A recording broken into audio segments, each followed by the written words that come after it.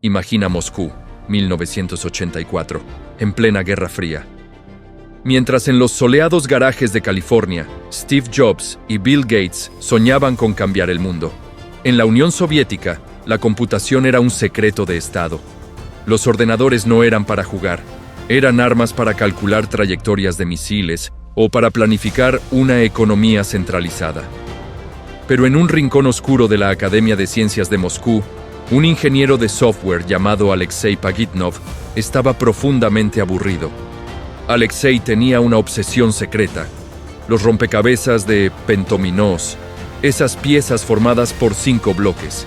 Así que, en sus ratos libres y usando una computadora primitiva llamada Electrónica 60, que ni siquiera tenía pantalla gráfica, solo letras verdes parpadeando en la oscuridad, escribió un código muy simple. Unas piezas que caían del cielo. Unas líneas que, al completarse, desaparecían. Lo llamó Tetris, una extraña mezcla de la palabra tetra, que significa 4, y tenis, su deporte favorito. Cuando terminó la primera versión, llamó a sus colegas para que lo probaran. Y entonces, ocurrió algo inexplicable. Nadie podía dejar de jugar.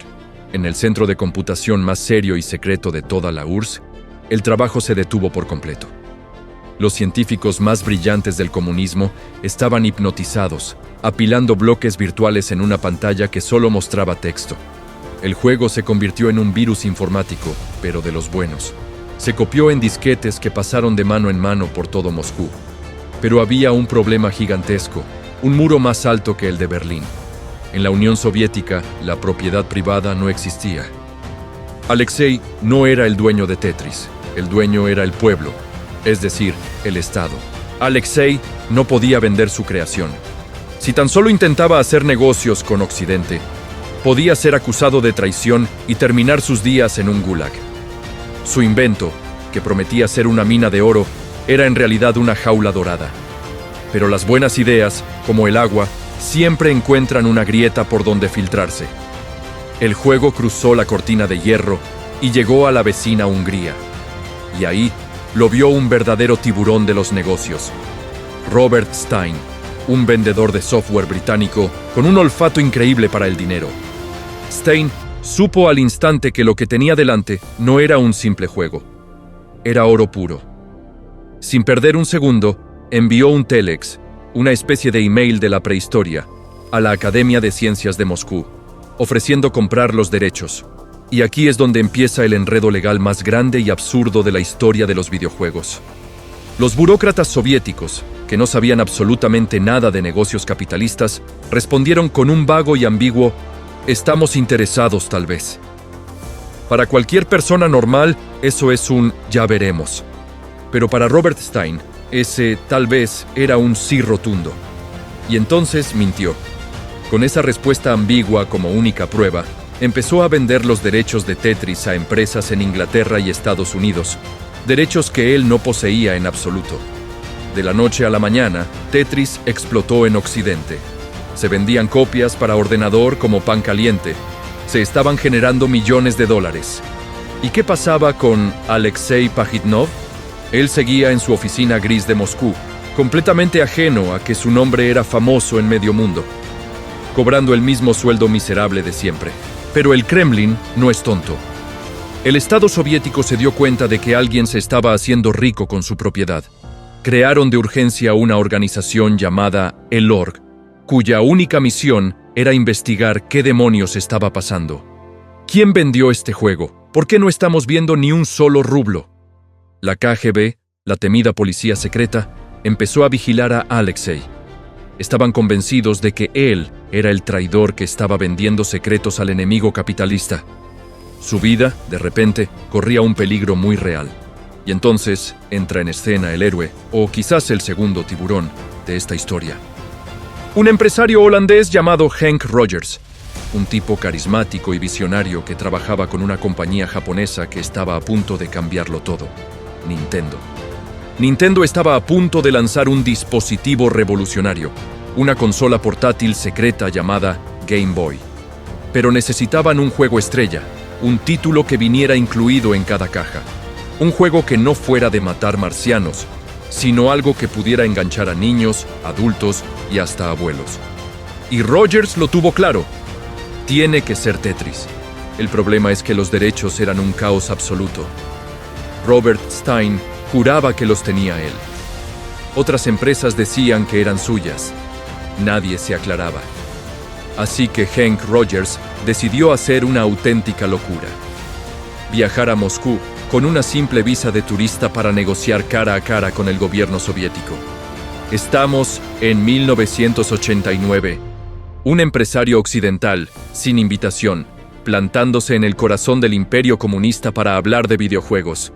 Era una misión suicida. La reunión fue sacada de una película de espías. Rogers entró en una sala imponente, llena de agentes de la KGB, con cara de pocos amigos y burócratas de Elorg, que lo miraban con desconfianza. Para romper el hielo, Rogers les mostró orgulloso el cartucho de Tetris que Nintendo ya había fabricado. Grave error. Los rusos lo miraron con un odio gélido y le dijeron: «Nosotros nunca hemos dado permiso para esto. Lo que usted tiene en la mano es piratería. Es un robo». En ese instante, Rogers se dio cuenta de la verdad. Robert Stein los había estafado a todos. En ese momento, cualquier otra persona habría salido corriendo de allí para no volver jamás. Pero Hank Rogers hizo algo brillante. Miró a los ojos a esos hombres duros, sacó su chequera y dijo: «Tienen toda la razón, les han robado. Pero yo no he venido a robarles. He venido a ofrecerles el trato de verdad, un trato justo. Les pagaré regalías por cada cartucho que vendamos. Nintendo no solo les pagará, los hará ricos». Los soviéticos, desesperados por conseguir divisas extranjeras en un país que se caía a pedazos, por primera vez escucharon. Durante los siguientes días, en las frías oficinas de Moscú, se libró una batalla silenciosa, pero brutal. En una sala de espera estaba Robert Stein, el estafador, a quien nadie hacía caso. En la sala principal, Hank Rogers, el socio de Nintendo, negociaba el futuro de su empresa. Y en medio de todo, actuando como traductor y mediador, estaba el pobre Alexei Pajitnov, rezando para no acabar en la cárcel por culpa de todo aquel lío.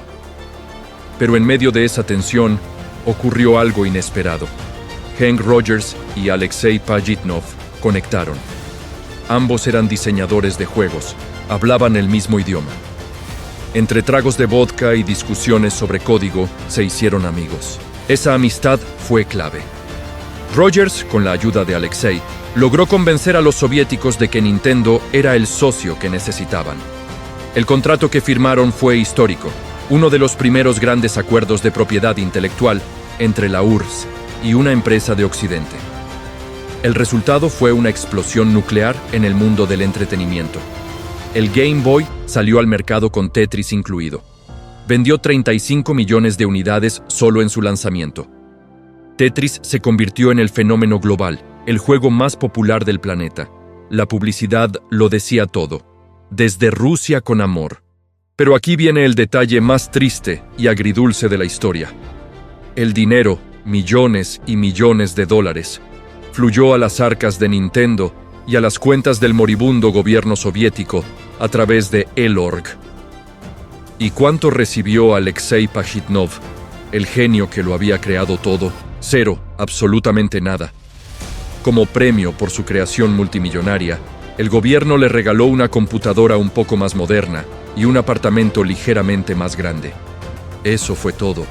La historia podría haber terminado ahí, como la de tantos otros genios explotados a lo largo de la historia. Pero Hank Rogers no era solo un hombre de negocios, era un hombre de honor. En 1991, la Unión Soviética colapsó. El muro de Berlín cayó, y con él, todo el sistema comunista. En medio de ese caos, Hank Rogers cumplió su promesa. Ayudó a Alexei y a su familia a emigrar a Estados Unidos, a empezar una nueva vida. Pero hizo algo mucho más importante. Esperó pacientemente a que el contrato original de 10 años que Nintendo había firmado con el gobierno soviético expirara en 1996, y en el momento exacto en que caducó, Rogers movió todos los hilos para que la propiedad intelectual de Tetris volviera a su verdadero y único padre, Alexei Pajitnov. Por primera vez, en 1996, 12 largos años después de haber apilado el primer bloque en aquella pantalla verde, Alexei empezó a recibir dinero por cada copia de Tetris vendida en el mundo. Juntos, él y Henk fundaron The Tetris Company. Hoy, décadas después, Tetris sigue vendiéndose en cada teléfono, en cada consola, en cada dispositivo que te puedas imaginar. Y Alexei, el ingeniero aburrido de Moscú, es un hombre millonario y reconocido mundialmente. Es una de las pocas historias de la Guerra Fría con un final verdaderamente feliz. El juego que fue diseñado para romper la monotonía del comunismo acabó rompiendo las barreras que dividían el mundo. A veces, tu creación es tan grande que se te escapa de las manos. Pero si tienes paciencia y un buen amigo que crea en ti, lo que es tuyo, tarde o temprano, siempre vuelve a casa. Gracias por acompañarnos. Si te gustan estas historias, no olvides suscribirte. Nos vemos en la próxima.